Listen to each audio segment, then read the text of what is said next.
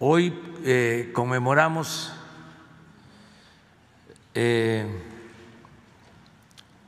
110 años del inicio de la Revolución Mexicana,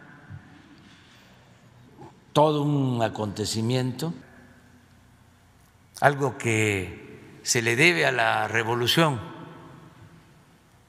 el que se haya establecido en la Constitución del 17 el dominio de la nación sobre nuestros recursos naturales. Eso no era parte de la legislación o del derecho en otros pueblos. Por poner el ejemplo, en Estados Unidos, en la tradición anglosajona, el dueño de la tierra era el dueño del subsuelo. Y eso es lo que querían las compañías petroleras extranjeras, que si tenían grandes extensiones, sobre todo en el Golfo de México, en las tierras del Golfo de México, que esas grandes extensiones de tierras, esos grandes latifundios, les permitieran también quedarse con lo que estaba debajo de esas tierras, el petróleo,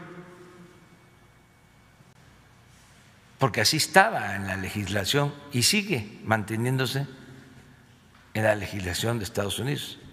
En Texas, el que es dueño de un predio es dueño también de lo que está debajo del suelo. En México, en el artículo 27 que se aprueba, se establece que la nación es la dueña de los recursos naturales y del subsuelo, en particular del petróleo. Esto fue un gran avance. El petróleo es de la nación, ni siquiera es del gobierno ni del Estado, es de la nación. Todo eso se lo debemos a la Revolución Mexicana. Por eso no podemos olvidar este gran acontecimiento histórico. Es la tercera transformación en la historia del país. La primera fue la independencia, la segunda la reforma y la tercera la revolución, que un día como hoy inicia, en algunos casos desde antes, desde luego, pero el llamamiento que hace el presidente Madero es para que el pueblo de México tome las armas para derrocar la dictadura porfirista el 20 de noviembre a las 6 de la tarde de 1910. Así inicia la revolución. Y es importante también destacar que se hace este llamado y no tarda mucho en lograrse el propósito de destituir a Porfirio Díaz, que llevaba 34 años en el poder, porque en junio del 11 entra triunfal a la Ciudad de México Francisco I. Madero. hay una sola batalla importante, la batalla de Ciudad Juárez. Ahí triunfan los revolucionarios y ahí se pacta con los tratados de Juárez la entrega del poder. Ahí se decide que renuncia Porfirio Díaz, que entra un presidente interino y que triunfa la revolución maderista. Es lamentable el que hayan perdido la vida muchos mexicanos. Son enseñanzas de la historia. Por eso nosotros vamos a seguir cuidando que esta cuarta transformación de la vida pública de México se lleve a cabo de manera pacífica, que la transformación siga avanzando por los cauces legales, por la vía pacífica, democrática, y es de celebrarse que se ha ido consiguiendo este propósito de transformar a México sin violencia,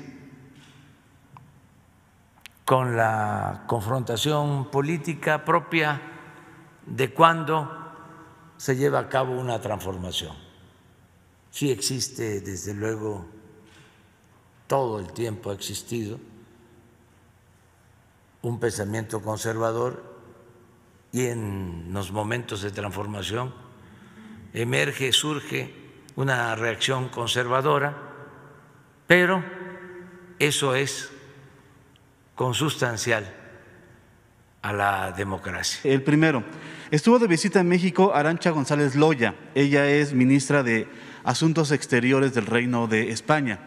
En una entrevista ella comentó que lo que usted ha pedido a lo largo de varias intervenciones, varias ocasiones, que España se disculpe por la conquista de entonces los pueblos que vivían en este país.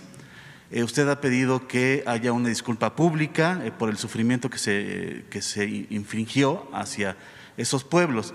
Ella dijo que esto es un caso cerrado para el gobierno y el Reino de España y que hay que ver hacia adelante y generar un relanzamiento de la relación bilateral entre México y España. Quisiera preguntarle a usted, ¿esto es suficiente para el gobierno de México, esta respuesta? ¿Ustedes oficialmente sí seguiría solicitando esa disculpa por parte del gobierno de España?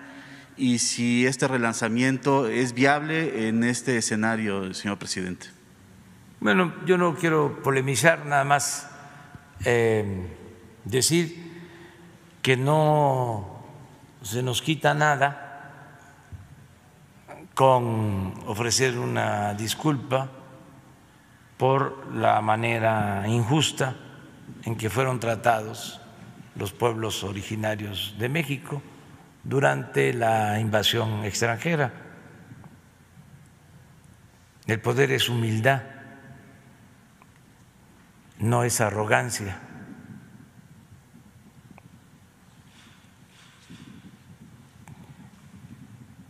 Pero cada quien es libre de manejar su política exterior.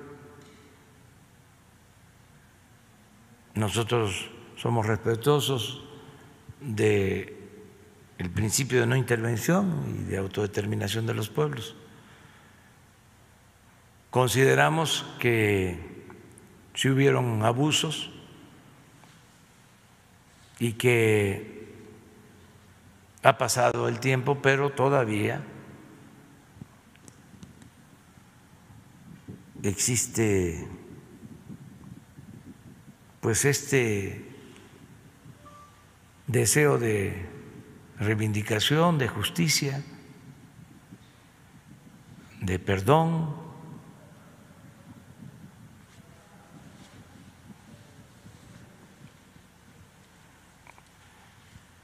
Hay países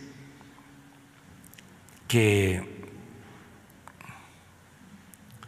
mantienen todavía afanes colonialistas.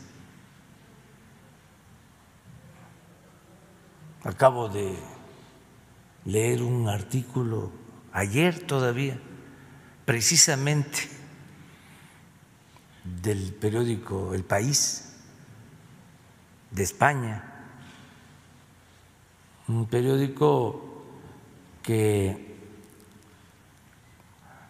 en los últimos tiempos, durante el periodo neoliberal, se dedicó a proteger a las empresas españolas que recibieron un trato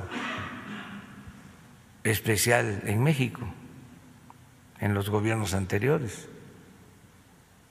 y ahora están molestos con nosotros, porque ya México no es tierra de conquista. Y es increíble hasta el título del artículo. Como desgraciadamente se llegó a 100,000 fallecidos por la pandemia en México. México, un país roto. Utilizando eso, titulan el artículo México, un país roto.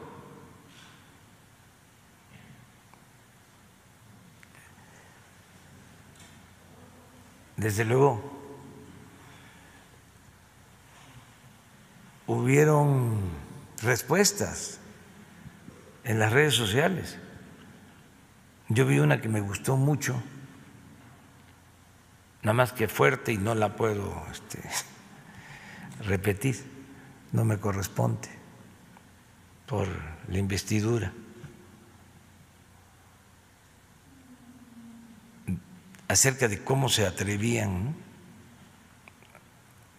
a sostener eso, cuando en España la situación de la pandemia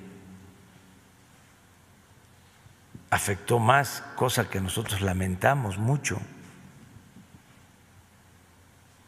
pero es ese afán de dominación colonial que no se aleja del todo, ahí está presente. No vamos, desde luego, nosotros a polemizar sobre esto, nada más decir que tenemos otra manera de pensar y que pues vamos a seguir manteniendo nuestra política exterior de respeto a todos los pueblos, a todos los gobiernos y apegándonos pues a nuestra tradición de justicia. Hemos estado haciendo una investigación periodística acerca de la Secretaría de Comunicaciones y Transportes y nos hemos dado cuenta que hay muchos funcionarios que llevan muchos años en varias administraciones donde manejan centros de inspección físico-mecánicas, licencias de conducción y concesiones de transporte público que se autoconcesionan. Ellos ya son millonarios, son dueños de todo. Y bueno, no le dan la oportunidad a las personas que quieren hacer sus exámenes, por ejemplo, para manejar, de hacer un examen legal, que les den un curso de capacitación, que les hagan exámenes médicos. Al contrario, presidente, venden, por dinero les dan las licencias. Y bueno, yo tengo, dentro de la investigación periodística tenemos nombres y apellidos de estos funcionarios que le voy a entregar. Sin embargo, presidente, esto que acaba de pasar el lunes acerca de la pipa que explotó en la carretera Tepic-Nayarit, donde hubo 14 calcinados, mi pregunta es, ¿usted no cree que también tienen responsabilidad estos funcionarios que no no se dan cuenta si son capacitados estos choferes. Hay muchos menores de edad, muchas personas que no pueden manejar o que no deberían estar manejando. Y por otra parte, presidente, le quería preguntar ¿cuándo se hará la limpieza de los funcionarios en la Secretaría de Comunicaciones y Transportes, como usted ya lo había mencionado, como se hizo en Conagua y en Cofepris? Gracias, presidente. Bueno, se está limpiando el gobierno, pues es parte de lo mismo. Hablaba yo de que Porfirio Díaz dominó 34 años, la política neoliberal llevó 36 años. Entonces, imagínense un gobierno al servicio de una minoría, un gobierno convertido en un comité al servicio de una minoría, pues se llenó de funcionarios sin principios, sin ideales, deshonestos. Entonces se ha ido limpiando. Empezamos, como lo dijimos, de arriba hacia abajo, limpiando las escaleras, pero lleva tiempo. Pero lo vamos a seguir haciendo. Por ejemplo, en el caso de comunicaciones, han habido ya cambios importantes, muy importantes, y se van a seguir llevando a cabo cambios en comunicaciones. Ahora, esa lista que tú traes, sí, presidente, nos entregas los nombres y se va a hacer una investigación. El ingeniero Jorge Argáñez es una gente honesta, el secretario de Comunicaciones, y no va a permitir la corrupción. Sobre todo, presidente, también porque hemos visto que están coludidos el gobierno federal, bueno, algunos funcionarios del gobierno federal con los del gobierno estatal, pero esto lleva años, o sea, no es de esta administración, llevan varios sexenios. Entonces yo creo que sí es muy bueno y con mucho gusto le entregamos esta lista al ingeniero nosotros Argáñez. Vamos a limpiar por completo. Sobre todo para que no vuelva a suceder este tipo de accidentes como el que… Hay dificultad y es difícil en tanto no se tenga la vacuna, enfrentar la pandemia del COVID. Pero acabar con la corrupción no es tan complicado cuando se tiene decisión de hacerlo. Es como sacar al país de la crisis económica. Es difícil, pero no es lo mismo que la pandemia. Presidente. El enfrentar la crisis ya lo estamos haciendo y va a salir el país, ahí no tengo ninguna duda.